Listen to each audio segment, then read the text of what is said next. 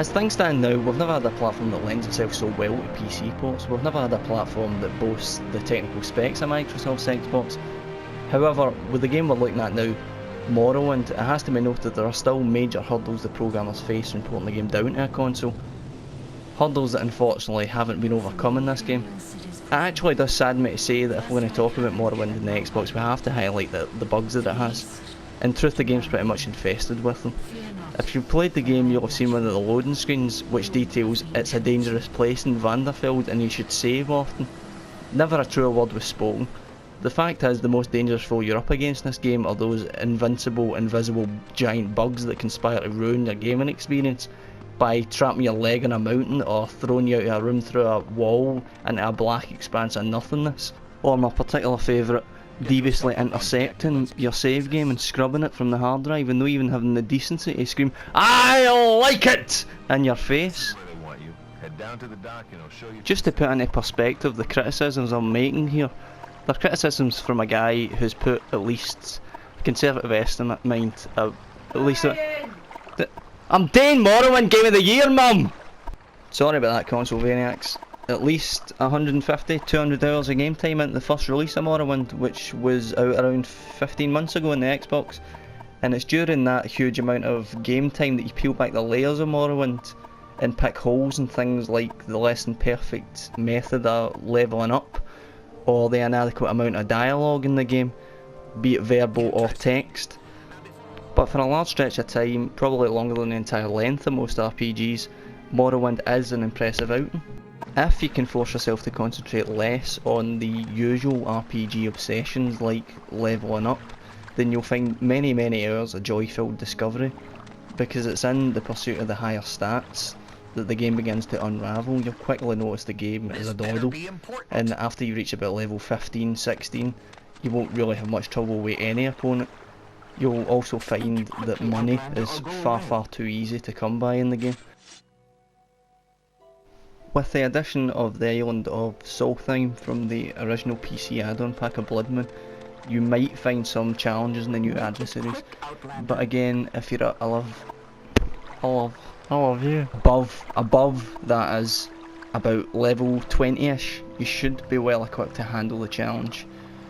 If you played the first release to death like what I did, and think that you can trip to the new sections with your level 70 odd character or however high you went, and get a challenge, then you'll be disappointed.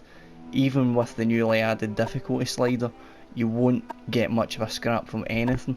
There'll just be more areas for you to wander around in. Let's have a look at the visuals of the game here. I don't know how it manages it. It's both ugly and... oh, there's some lovely visuals there, in fact, just for example.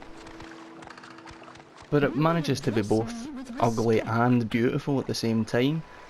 At first it's kinda quite deceptive because the open expanse of the game blinds you to the fact that the draw distance isn't that great.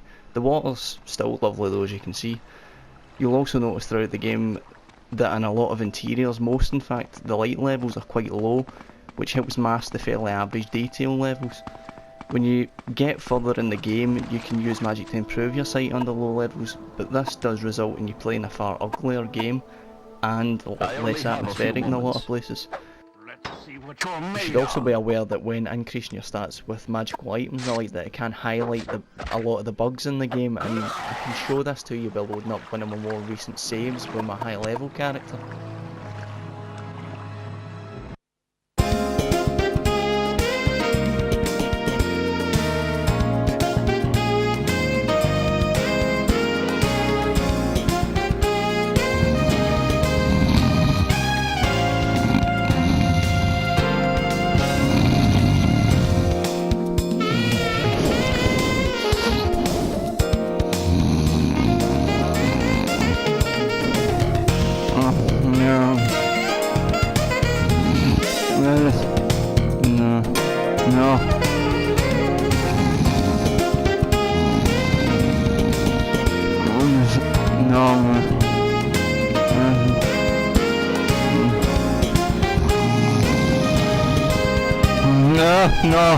No.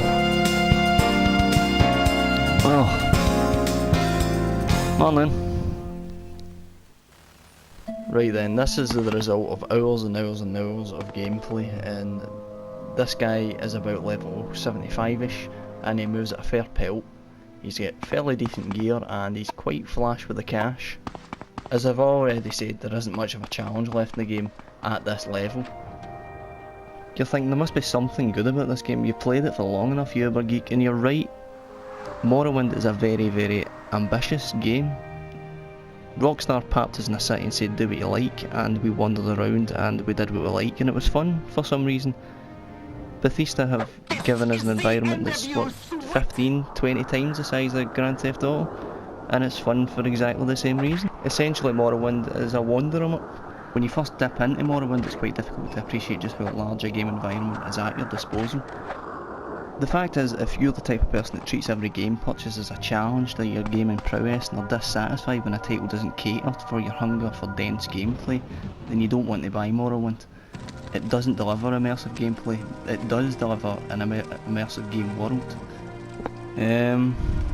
Anyway, you've looked at it, I've said some unflattering and flattering things about it, probably not in equal balance, but I think the fact probably is, even if there were no negatives in this review, some people just don't have the patience for this type of experience. If it's the case you've seen the footage and you feel drawn to the possibility that there may be a couple of hundred hours of gameplay in this game waiting for you, then you may as well give it a bash. It's only 30 quid. But if you don't feel that way, then don't buy it.